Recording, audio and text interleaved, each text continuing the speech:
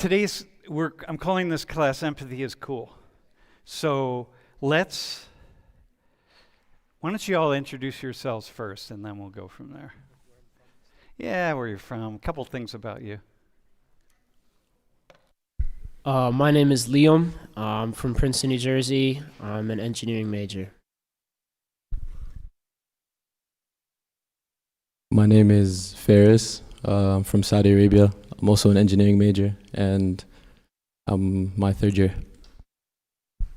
My name's Abena. I'm from Central PA, but originally from Ghana, and I'm a fourth year bio-neuroscience major. Hi, my name is Punya. I was born in India, but I was raised in UAE. I'm a third year astro and physics major. We're going to say more about why you're up here as we go along, because I picked you all for a very specific reason, because we're talking about empathy, and I just feel like you all can say some things about what empathy is, okay? And I know that. You're in a really good position to do that. And let me just say a couple things about empathy before we start. You all have heard this term, but I think that there's a lot of misunderstanding. Oh, hey, wait, by the way, can I say something to the class? I had this idea. By the way, can you look, like you can see people that are like on their phone. Dude, your laptop's open up there, bro. Oh. Hey, just for you guys, it's a lot nicer when you look out there and people are looking at you, right? Does it feel nicer? Feels like they care about you. For me, it doesn't matter because I don't need anyone to care about me because nobody cares about me. Okay, Liam cares about me, but so, dude, so if you're looking at your phone, look at them, man. Are we good? All right, bro. Dude. Do this to the guy next to you who's looking at his phone in the front row. Yeah, right here. Okay? Take your jacket off too, by the way. Stay around a little bit. It's hot in here. All right. Can we go to the next slide? So, Elon Musk, you all know who that is? He made this statement. I think he was on Joe Rogan's podcast, and he made this statement about the fundamental weakness of Western civilization is empathy. And I just thought, first off, I'm like, who harmed this person when he was a kid? You know what I mean? Like, is he the kid who used to get his lunch stolen or something? Like, who beat him? Who was mean to him? Like, oh my God, that's my first thought. But my second thought is, he doesn't see empathy the way that I do. And I'm going to define empathy for you all. This is my definition of empathy that we're going to go with. And I think you can accept this definition, and I'm going to explain why. Go to the next slide.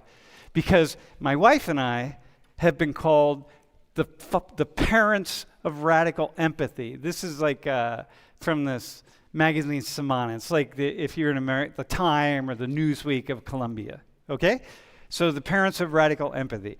So, in other words, the way this works is that Ana Gutierrez, the writer of this, decided for the rest of the world that my wife and I are the parents of radical empathy. So forever I can call myself and her one of the parents of radical empathy. And that's a cool photo, isn't it, man? That was back when I was cool. So, okay. So I'm a parent of empathy. That means I suppose, according to Anna anyway, I know something about it. So we're going to follow through with this. All right, man. Next thing. Have you all ever had this thought? Like, I think it would be really interesting to learn about this person or that person. Have you all? Yeah, for sure. You, Fetis, Abena, Punya, you've had the thought? Like, what? Give me an example of it, just for you. I mean, like when I'm just sitting somewhere, if I see someone, I would just think that it would be nice to see something from their perspective more than just learn. Just somebody. Yeah. How about somebody who grew up in the Hare Krishnas? Do you know who the Hare Krishnas are? I don't think it's called that. It's just a mantra, right?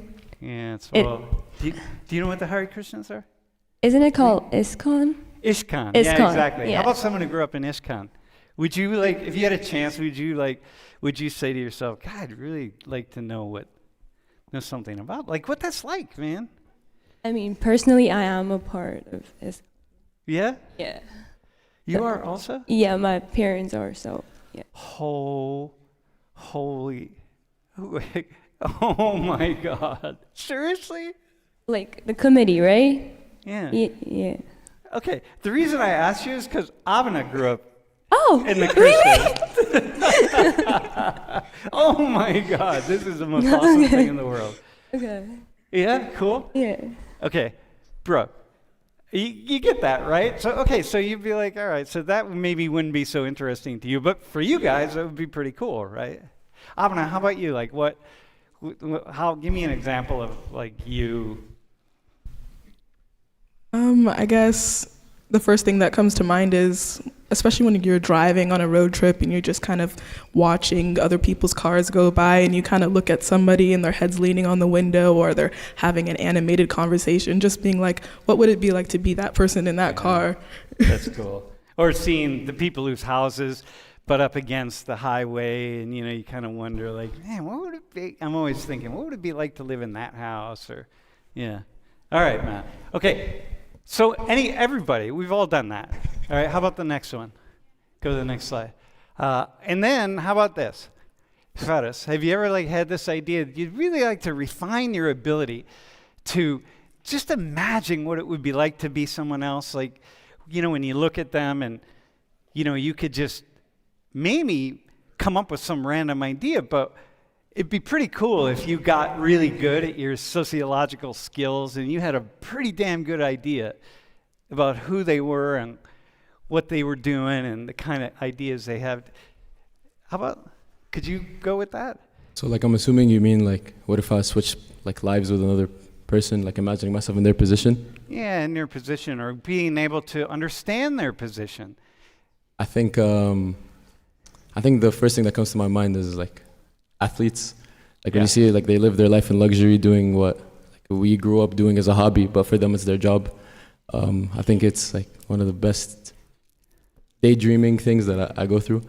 So I wouldn't say best, but most common. Okay, so maybe but imagine if you met lots of athletes over the years, you could get pretty good at you could really refine your imagination. It wouldn't be just your imagination, but you would actually say, wow, I met this person, this person, this person, this person.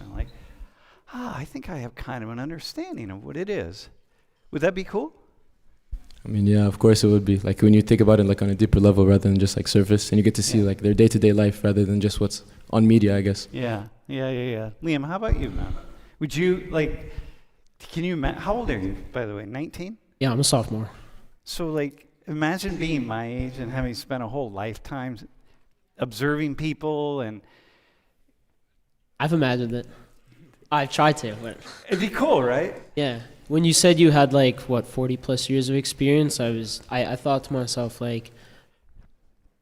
how would it be like to actually have had that 40 years of how would it be like to have had all of those years and have the knowledge that you have now? That's not something I can try and attain it, but I'll probably never be in the position that you're in with the experiences that you've had. Yeah, it's really cool. And I will tell you, it's cool, man. I've been doing this for my whole life, really, but 40 years in traveling the world and meeting people and the craziest people, man. Oh my God, the stories. The story of that photo that we took. I could tell you a story about taking that photo and what happened and oh my God, it's just cool. You refine your ability, okay? So listen, if you are a person who would say yes to these things, it would be really interesting to learn about X, Y, and Z people, and you'd really like to refine your ability. You'd like to be good at it, man. You know what I mean? Really good at it. You wanna just get to be able to my age and be able to be able to look at people and say like, oh yeah, can have a pretty good understanding of who they are, even though you never fully know, but you have it. Okay, well, this is empathy.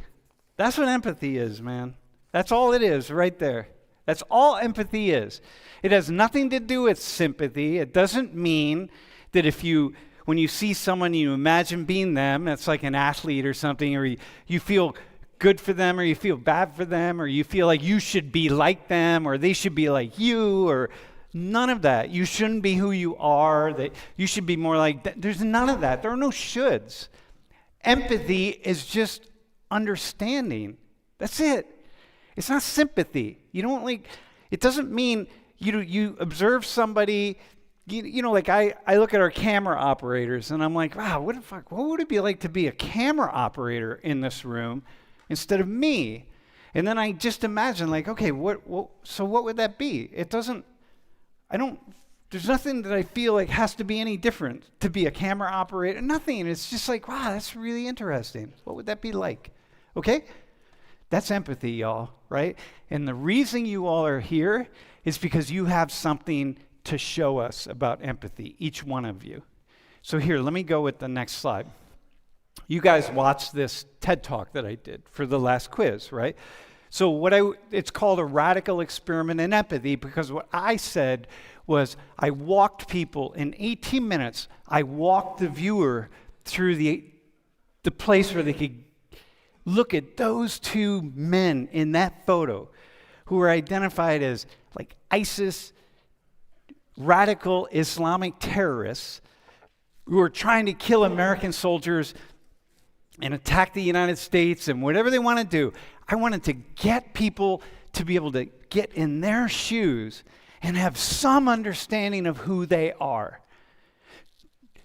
For no other reason than I think it's cool. Like, come on, man. Like, if you imagine that there's somebody out there who hates you and wants to kill you, wouldn't it be fascinating to know something like, wow, why do you hate me? Like, why do you want to kill me? Like, wouldn't you want to know? Like, wouldn't you want to know, bro? Would you want to know? You two of you want to know? Like, you want to have it? I mean, why wouldn't, of anybody who you want to know that? These guys, right? It's like, dudes, what the hell? So here's the interesting thing about that talk. People in the higher up in militaries, not just in the United States, but in other militaries around the world, reached out to me. Like generals and admirals and commanders, right? Commanding officers. They watched that talk, and they reached out to me, and they said, hey, can you come talk at my base, or can you come talk to my troop? We started working with NATO, because special forces guys in NATO, these were special forces guys. These were like, the Rangers and these were like what would be like the badasses. These are the people in the military who go out on secret missions and kill bad guys, okay? They're the ones who we make movies about, and I'm like, oh man, that person's a real badass. They're like, what you did in that talk is exactly what we try to teach all of our troops. Because if you don't know why it is that person's coming after you, then you don't have any understanding. You can't have an understanding of why you're doing what you're doing. But each one of them, as the years went on, each one would say, but it's harder and harder for enlisted personnel to understand that they gotta understand people like this, because they don't get it.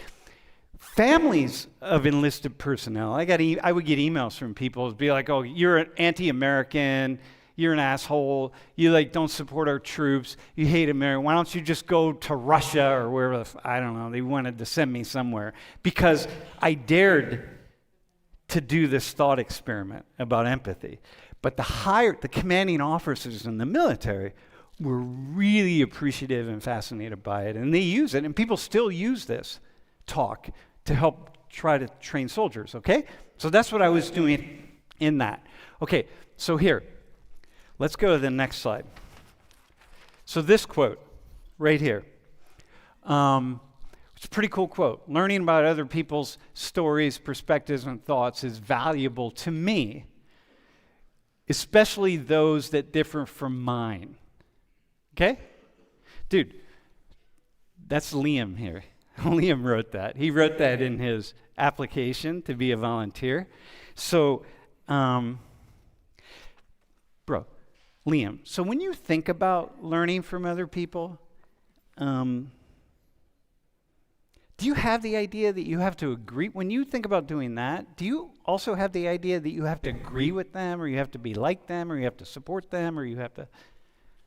I'm still my own person. I still have my own opinions. I mean, they can like influence and like change that a bit, but if at the end of the day I still disagree with it, or if it's opinions, and I disagree with it, nothing's making me like become a whole different person because of it. Really, it's also about like the stories and perspectives, though. Like I like hearing about what other people have been through in other people's lives. Like that's could only possibly change my perspective and who I am in a positive way by like teaching me about what other people have gone through or other people's lessons and experience.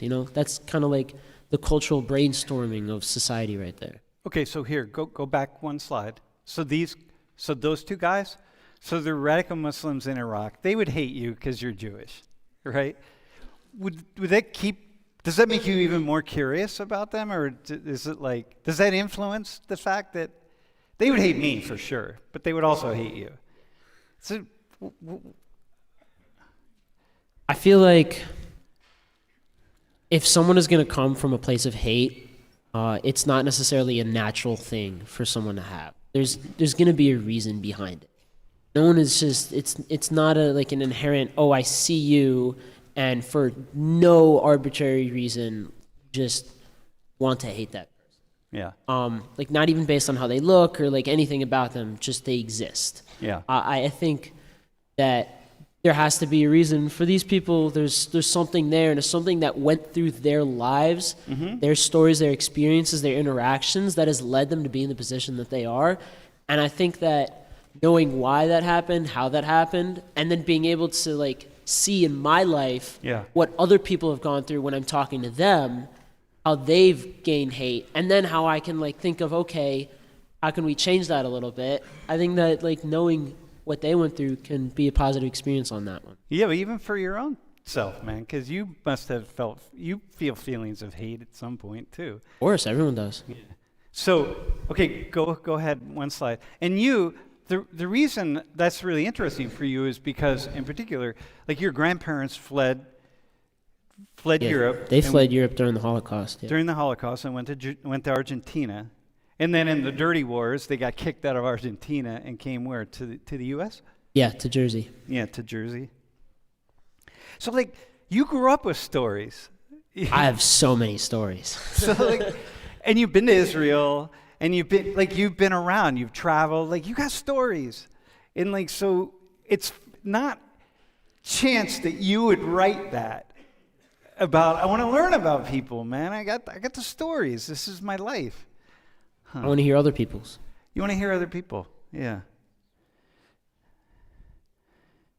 No kidding. I think like when the first time I was in Israel, I had the chance to stay for a week at the home of a Orthodox family.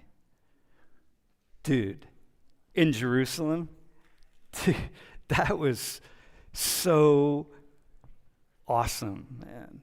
You know what I mean? Like I got to go inside of an Orthodox family and be with them. And then I got to go to the West Bank and experience Palestinian families. It's like, to me, it's just the stories upon stories. Here, let me ask you this, Abena. So when you would agree with that, what is it? What is it about other people that really makes you? I think that other people provide a different perspective onto the world. It's kind of like the parable of the blind scholars and the elephant. The more our own perspectives are limited as to the reality of the world. Of course, the lives that we've lived bear true to what we've experienced, but our experience is only one part of the elephant. We can't really contribute to the idea of the whole if we're not willing to accept that other people's experiences and lives also contribute to the truth and reality of the world. But what do you gain from that? What do you gain from learning other people's stories? Apart from knowledge, I think it comes with a level of peace and a level of homogeny. Because if you don't understand the people around you and you're kind of very self-centered and self-minded, you tend to, the issues that you experience in your life tend to feel more severe than they actually are. Yeah. That's actually pretty cool. Like in sociology, we talk about personal troubles and public issues. And personal troubles are the way we experience problems and things, they happen to us. But public issues are, they're happening to people all around us who are walking in shoes that are very similar to ours. Punya, when you learn, how often do you have the experience about, learning about other people and kind of their perspective and their thoughts that you, because I think he misses something. His idea, I think he must be, unless he must be thinking that empathy requires you to be like the other person and to abandon who you are and to accept the other person and to accept all the things good and bad about the other person. He must be thinking that, or people like that must be thinking that. Do you have that idea when you empathize with people that you you need to be like them, or you need to accept everything about them, or? I mean, okay, carrying forward what you said about Elon Musk, from whatever I've seen about him, I think he's a more scientific person more than empathetic. So he is someone who believes results and experiments more than experiences. So I think whatever he said comes from a place of papers and literature more than experience and you know what I'm saying? Just going out and learning about other people. Yeah. So what have you learned about? So you grew up. Okay, tell us tell the class your background a little bit. So my mom got pregnant in Kuwait, and she came to India to give birth to me. Was she got pregnant by a Kuwaiti? No. Right. My parents were in Kuwait. All right, yeah. Okay. And then she went back there when I was 1, and then my dad got transferred to Qatar, and I was there for 15 years, and then he got transferred to UAE, and I was there for 5 years now. And now you're here. Yeah, my parents are still back in UAE. Okay, so here's my question for you. So you've had all these experiences. You're Hindu, and you spent all this time living in Muslim countries, and now you're primarily Muslim countries, right? Now you're in a primarily Christian country. Yeah. What have you learned about human beings from all these experiences? I mean, if you're talking about the Middle East, they're very inclusive. They have temples, they have churches, they have mosques, obviously. But so I've not felt excluded in the country.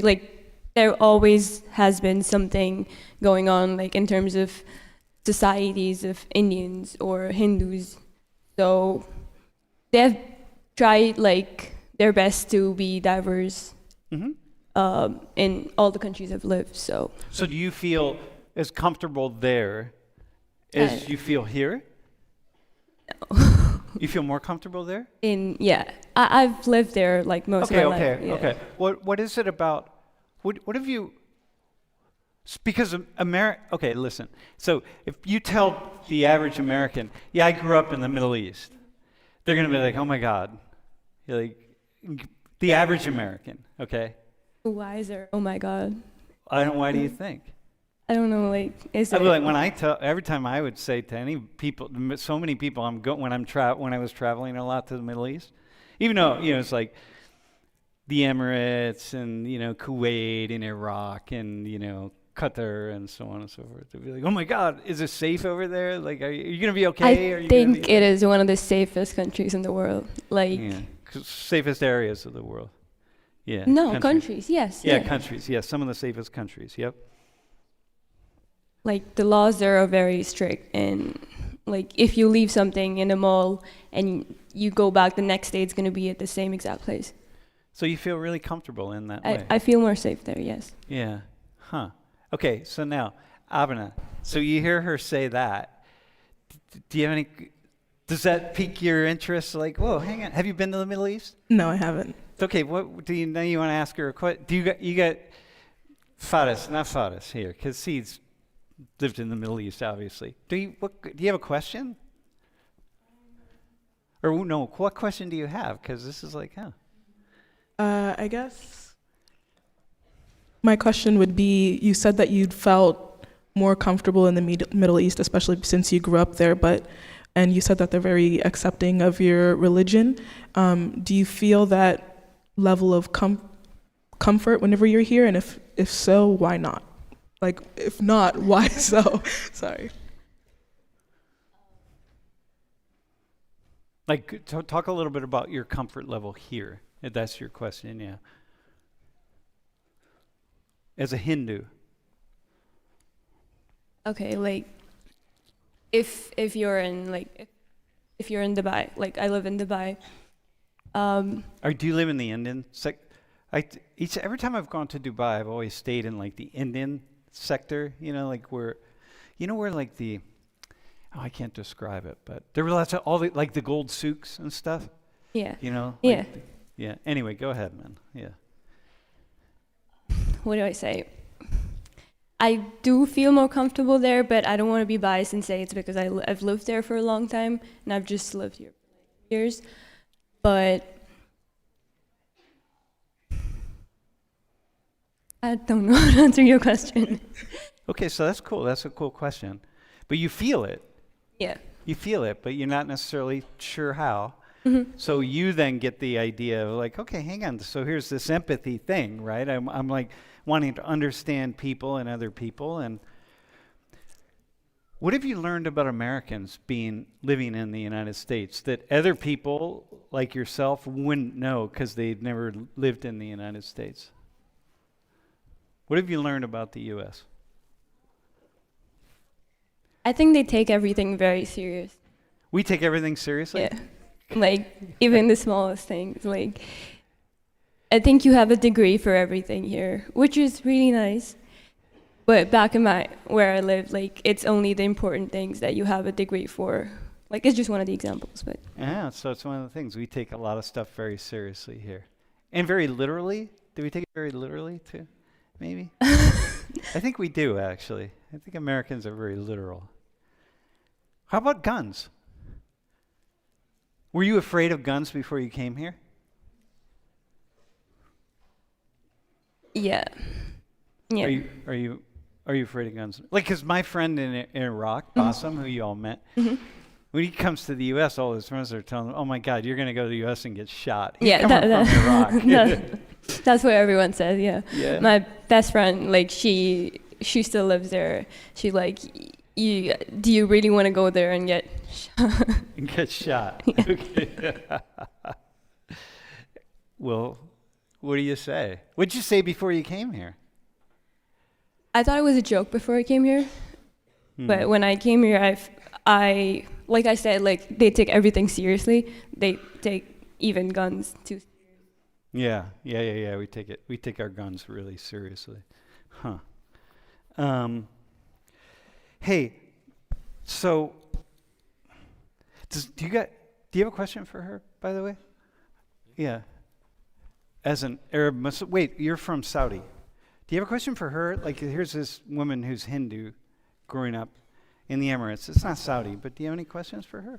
Because you want to learn something about her. Well, the thing is, like, I'm very familiar with the fact that the UAE is very diverse, particularly in Dubai. Yeah. I think there's a larger Indian population in Dubai than actual Emirati people. Yeah. So, like, I've had some friends that have also lived there, Hindu, Muslim. Sikh, and all from India. So like, I've heard their perspectives as well. I think like what I would have asked would have been the same question about like the comfort level, but like she kind of already elaborated on that, talking about how inclusive Dubai is, which is something that's also very well known about them.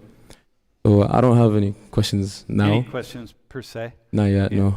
Liam, do you have a question for her, by the way? You don't have to, but if you do. You're good? All right, man. All right, let's go to, we're going to go, Abhinav. So you grew up on the farm down in south of State College. Mm-hmm. Your parents came here to live, to be part of ISKCON. Yeah.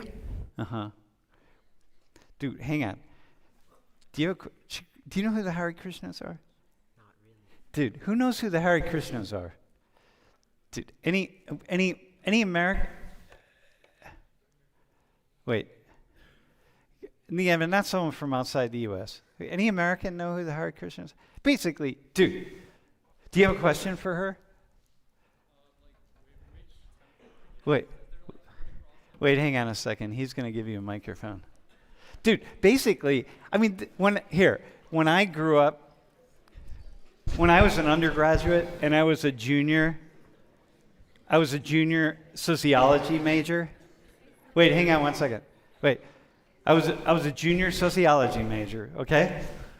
I had a sociology of religion class, and we had to write a paper. We had to profile a cult, C-U-L-T, the cults, like the Moonies, and I mean, there's so many cults. The cult I profiled were the Hare Krishnas, okay? So I'm like, oh my God, 40 years later, I'm talking to you who grew up as part of the Hare Krishnas, and you're such a cool person, and I'm like, I got a million questions for you. You know what I mean? Like, this is so awesome. Bro, what do you got? I mean, like, hi, my name is Madhav. My question is, like, which, like, temple, so there's temples in, like, all across the U.S., right? Which temple did you, like, go to first? I grew up in Gitanagari. Oh, okay. So, like, everything that I've been told, I'm not part of, like, the Hare Krishna cult, but, like, my parents, they've, like, told me, no, it's a cult. You should, like, avoid their teachings. Yeah. And it kind of just has to do with, like, differing, like, sects of Hinduism and stuff like that. So that kind of has to play into it. But, like, how do you see, like, Hare Krishna and ISKCON? Do you see it, like, as, like, a cult, or do you see it as, like, a good place to, like, grow up as? Like, what do you see it as? Or when people call it a cult, which I don't. And again, that was part of the thing. Like, I'm like, okay, whatever. When people call it that, like, what do you? I kind of find it funny when people call it a cult, especially because anything that is differing from the typical, like, Abrahamic lineage of religion is usually deemed cult-like. I've even heard people who are just regular Hindu been called a cult because they're just not Abrahamic. But I also find it funny because by definition, all religion falls under cult. So they all started as cults. Yeah. Jesus was a cult leader. You know what I mean? Just saying, Christians. That's the whole nature of it. You had the apostles, the people sitting around the Last Supper table. They were the cult members. But whatever. Okay. Yeah, but I think that the whole, the idea of, like, a cult, the reason why it has a bad connotation is that it's usually an abuse of power and people not misusing the idea of a supreme divine as a means to manipulate people, which there is no, governing body of people who are benefiting from my belief in the Lord. So by the negative connotation, I would not call it a cult. It's just different from what most people know and understand because it is smaller compared to every other religion in the Western world. And how? By the way, I have to say something to the stream. You don't have to. I know you're all arguing now with me calling early Christianity a cult, but from a sociological perspective, a cult. What happens is you have a charismatic leader who emerges with an interesting set of ideas, and that person attracts other people. And the other people start to adopt their ideas, and then it grows and grows and grows, and then it becomes a larger group. And then eventually, many cults some cults, a few of them, turn into religions. But everything starts as a cult. Like, I mean, that's the nature of it. You know what I mean? So it's not a bad thing. That's not a problem. Do you have a question? Yeah. I think one of the key aspects of religion and stuff in general is the community and culture aspect of it.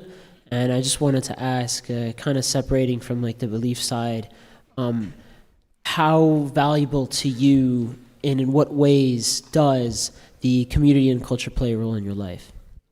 Oh man, that's such a good question. A huge part of my life. I grew up in if you know anybody that's been around here, it's a very non-diverse community that's around here. But if you go, hang on, if you go outside of state college, like once you leave the city limits, you're gonna see that it's predominantly white and usually Christian.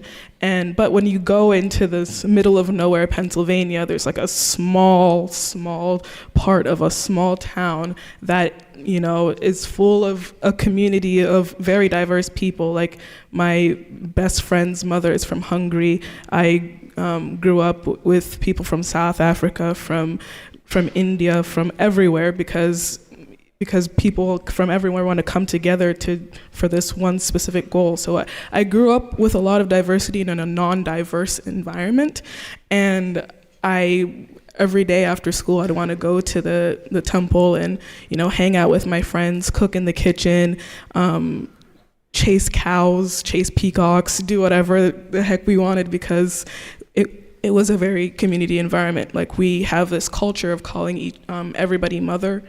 Like any woman that's older than you call them mother, because that everybody is intertwined and everybody has that deep connection with one another.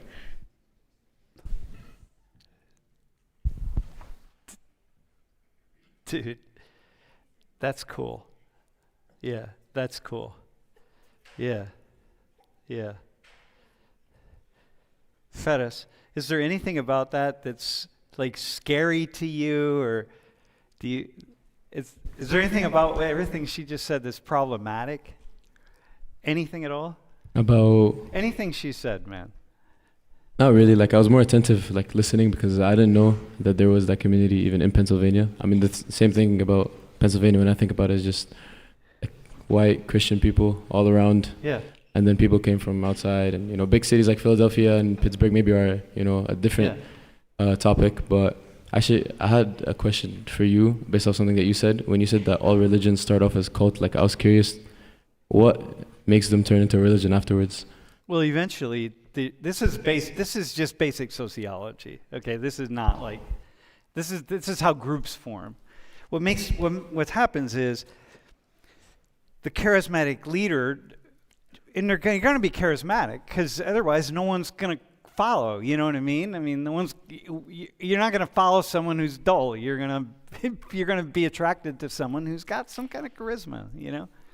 And then eventually enough people start to follow, and then you start writing things down. Because if you don't write things down, because eventually that leader is going to pass away and it's going to pass on to somebody else. And if you're not really careful about how it passes on, then you have problems.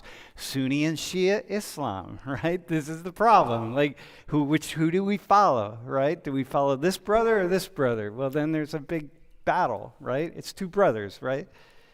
It's his companions, which is what Sunnis believe, and the Shias believe that it's his cousin. Yeah, the cousin. Yeah.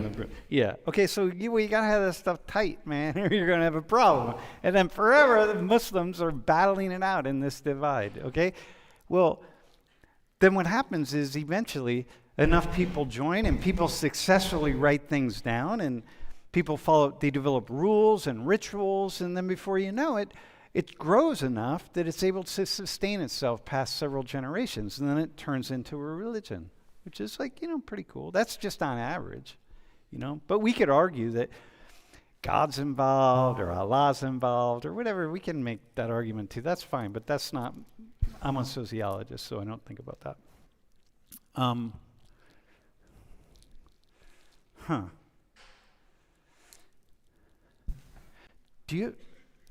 do you have any questions for her? Like, because you know something about ISKCON. So what questions do you have for her? What did you like grow up in that place? So, like, how do you think your thoughts have like evolved over the years about like this particular like community that you belong to? Like, how has it shaped your thoughts and the way you think? And yeah. I grew up also like my household also plays a very particular role in how I view myself and religion as well. I grew up, my household is very religious, but my father, he's an interfaith preacher, so he doesn't just preach our religion, he preaches also like using Christianity and Islam as well. And I think that it allowed me to have a deeper perspective, because I think that a lot of religious people tend to have this my way or the highway kind of mentality when it comes to religion, that if you don't follow my particular sect, my particular way, then you are doomed. And that is something I didn't grow up with. I grew up with the understanding that Lord is multifaceted and he has different ways of reaching him. Or she.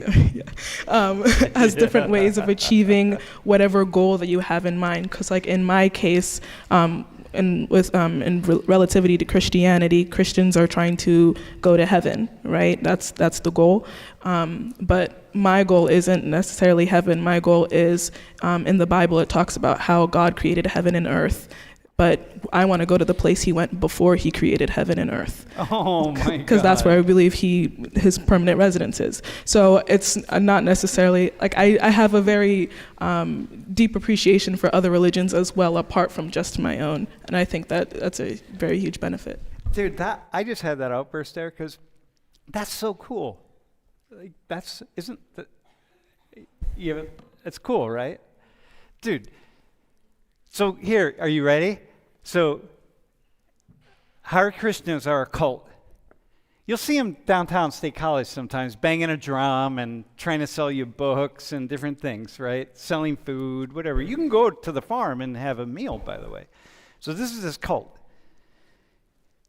It's rooted in Hinduism, okay? But now you just listen to Abhina here, who gave you a completely, like, twisted it around and turned it around and said, well, actually, here's what I learned being part of this cult, okay? If you're, like, learning about other people's stories, but can you go back, actually, a couple slides, go back one, right here. I think it would be really interesting to learn about this person. How do you, like, not look at her and, like, what she just said and be like, oh, damn, wait, your dad preaches? Wait, hang on. He's a healer for Islam and Christianity and Judaism, right? Yeah, and Hinduism. And how do you not, like, how is that not a curiosity, man? Like, that's the most fascinating thing I could ever imagine, right? So here we go. This is empathy. This is empathy. Yeah. I have a question actually, specifically about the fact, because this is the first time I'm hearing about kind of a cross-religious preacher, and I mean I'm Hindu, so I'm proud to be Hindu and whatnot. But from what are you proud about, by the way? When you say I'm proud to be Hindu, what do you mean? A lot of people that I've noticed when they come over to the U.S., they say that I'm atheist. They don't like saying that I'm Hindu because they feel a certain way. They feel like people will judge them? I cannot speak for a lot of people, but they just don't say that they are. Oh, yeah? They just stray away from said topic. Okay, I got it. All right. Yeah. But I know for us that it's okay, like with other people being other religions, we like dharma and karma and stuff, and it's okay. And we're technically all right with cross-religion marriages. But maybe you can shed some light on Islam. But I know that if you cannot marry into Islam without converting to Islam. So when you speak about your father, about how he does multiple religions, has there ever been a scenario where the particular religion that he's doing at that particular time, that he's saying, oh, I have to do something else later on, that they might get offended? Like you're saying, people getting offended by his... by the fact that he's doing more than just one religion. He's not picking a religion. Exactly. I mean, I don't want to say he's not picking a religion. He's still, ISKCON is just what it's called when it came to the United States. It's been in India for thousands of years. It's called, it's a Gaudiya Vaishnavism or Sanatan Bhakti. But I think the idea is that it's to appeal to more people, you have to understand other people. You can't tell somebody that's been a Christian preacher for his whole life that, hey, by the way, everything you're saying is wrong, because that's not necessarily true. So of course people do feel attacked when you're saying that the way that you've grown up saying that my way is the right way is, people definitely feel threatened by that. And even in my own religion, you get people who kind of lose the plot a little bit and start to be like, our way is the highway. But it's, that's not really the point. The point is, whatever goal you're trying to achieve. Okay, so here's the goal. Hang on, I want to jump in. That's a cool question. Thanks, man. And I also want to say, you got like 1.2 or 1.4 billion Muslims in the world. Everybody's going to have different perspectives on what's possible and what you can do and what you can't do. That's the nature of all this stuff. Just like Christians, right? So here's what I get from this just brief conversation, right? Well, I can't imagine listening to you talk, just like earlier, listening to you, and not saying like, wow, it'd be really interesting to learn about these people more, right? And to refine my ability, because most people have never talked to anybody who's part of ISKCON, and so they got now one perspective. It's like, okay, then two really, but you didn't grow up in it, but you say your parents part of it. Okay, so you got two. So it's like, that's empathy, y'all. That's empathy. That's all we're doing in this classroom is empathy. That's what today's class is about, is empathy. Just to build the curiosity to want to have an understanding about who people are, because you want to be smarter. You want to be smarter. And you want to get to my age and not live a life like this, very closed-minded. You can't, closed, you haven't had any experiences, you don't understand the world, you're just living in this little world, which is fine. That's its own world, that's good for you. Live your life that way, but probably most people don't want to be there. So you want to kind of step outside. Can you go to Liam's quote? No, go forward to Liam's quote. Yeah, right there. All right, bro, can you bring a mic down over here? Hey, can we go?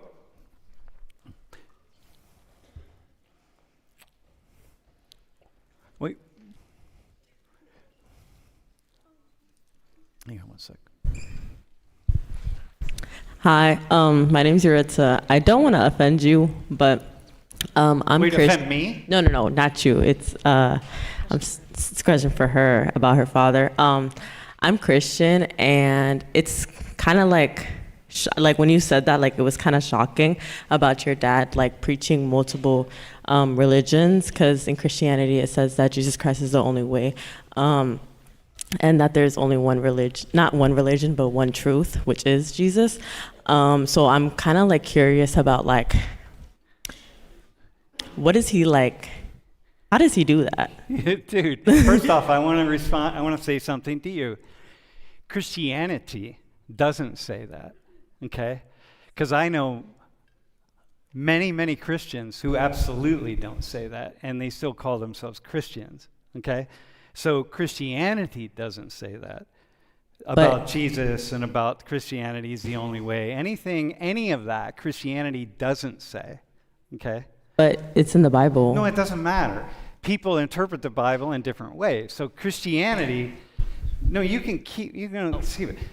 I'm just saying, there's 2 billion Christians in the world, okay?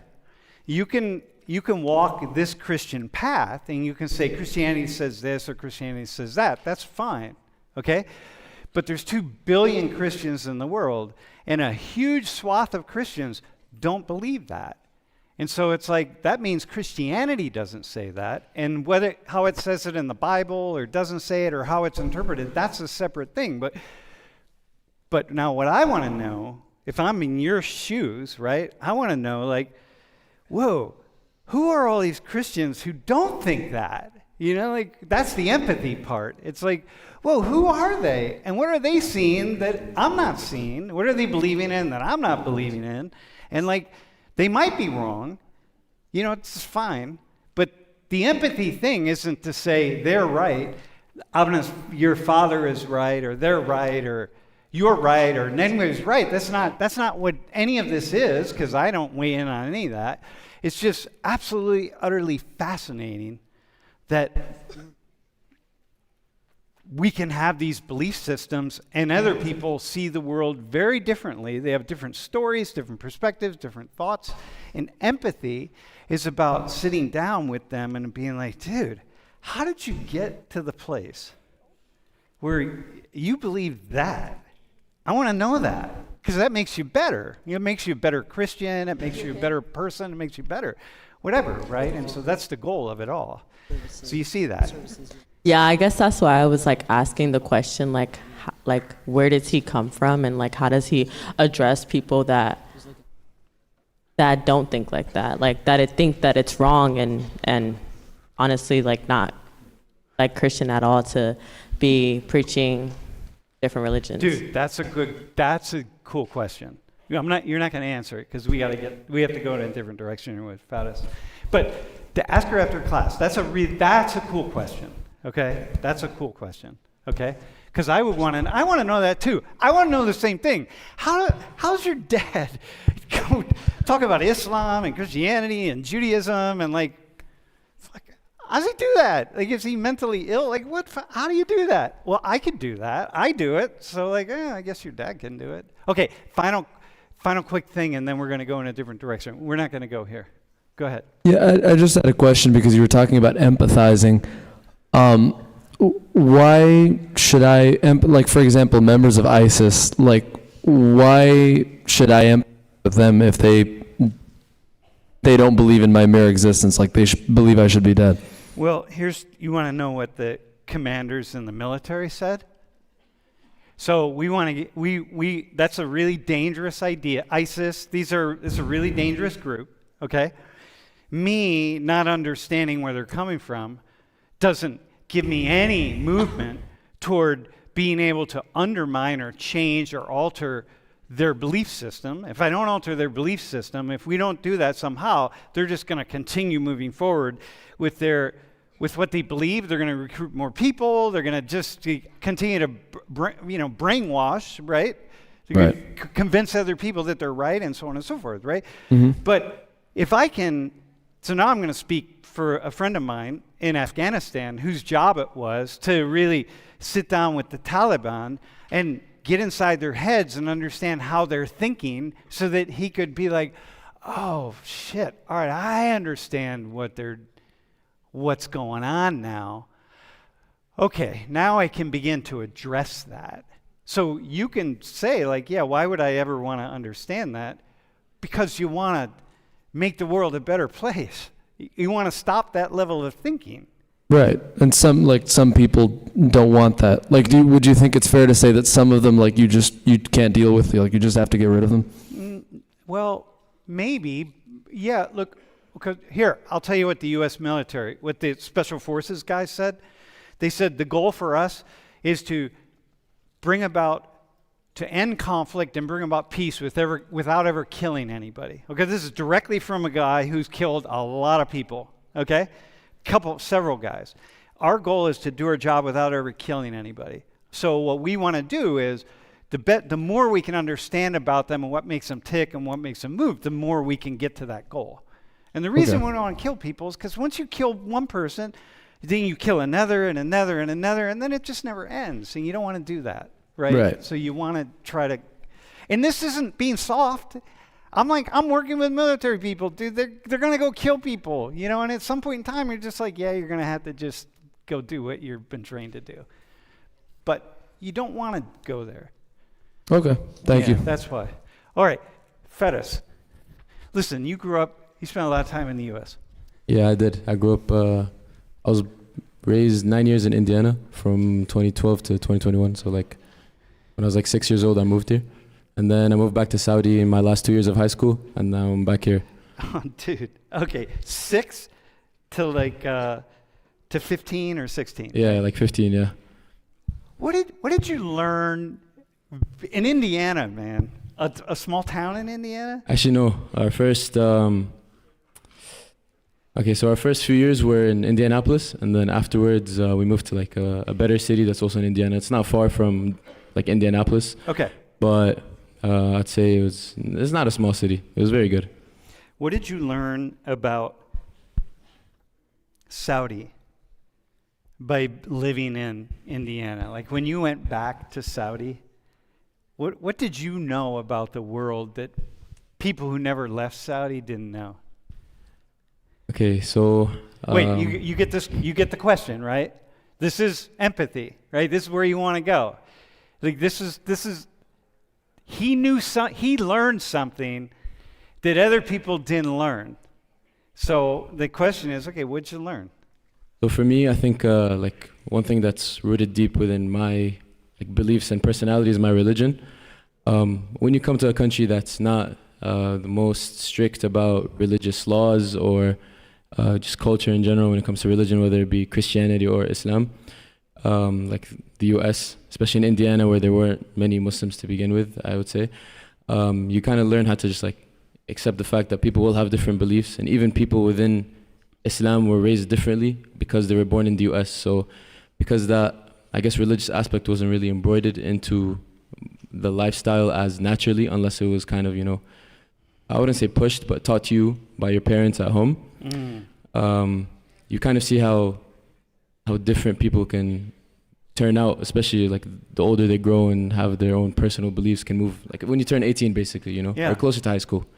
Like I have many friends who are from Iraq, is where most of my friends were from Indiana. I don't have many Saudis there, but they were very acceptant of the fact that, you know, even though we're from a different country, we're still very similar because Arab Muslims immigrated to the U.S. Maybe we came like by choice, but they went by force because of war in their country. But I'd say I learned more about like Islamic differences rather than seeing the outside from a person who was raised specifically in Saudi Arabia. Because my last... How about this? What'd you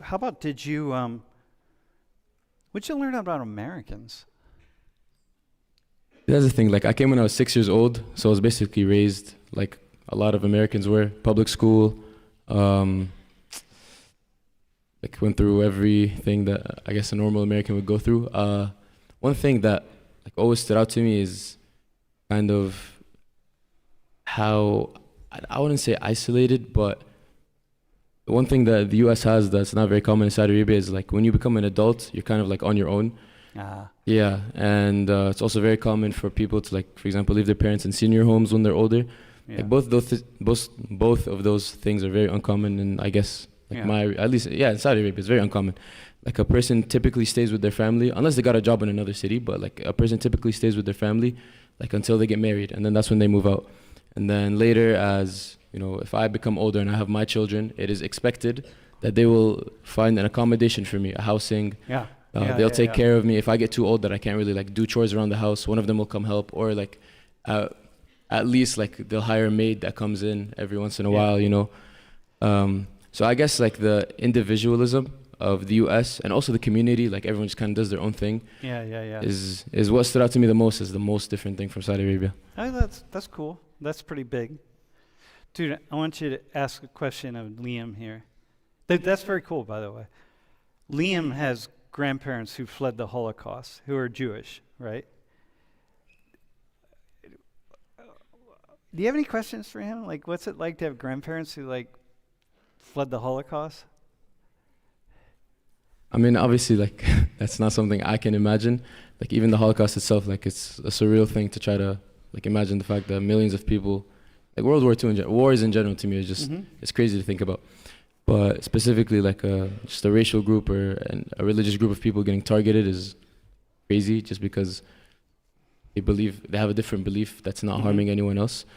So like when asking like about the Holocaust, like I can't really like, But it's about him being the grandchild of people who fled. actually, yeah.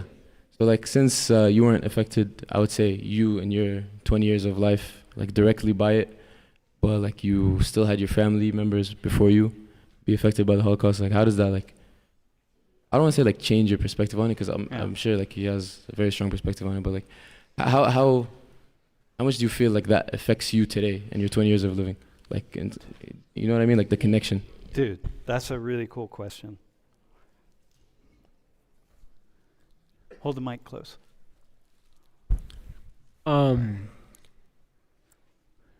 think for me, being not only Jewish but also like a descendant of people who survived the Holocaust, kind of brings it with more weight. It almost puts like a responsibility on me. In some ways let's just quote Elie Wiesel real quick. He basically said that it is the responsibility of the victim to ensure that what happened to him can never happen again, which is the idea that, you know, like if you just ignore the problems or the issues that have happened, then history is just going to repeat itself. And so in that sense, and this applies to any group that's been oppressed or killed in a war or anything like that, if you are going to just sit back and be silent about it and not do anything, then what's stopping other people from deciding to go and take action and do that same thing to another group of people or your group of people again? So in my sense, the way it's affected me has kind of brought about me to try and remove hate from my life as much as possible, because if I can try and instill values of positivity and welcoming to other people, maybe they can adopt those ideas, see that they work, and then we can step by step get further and further away from these genocides and conflicts and oppressions that have happened in our history that have brought so many issues to so many people.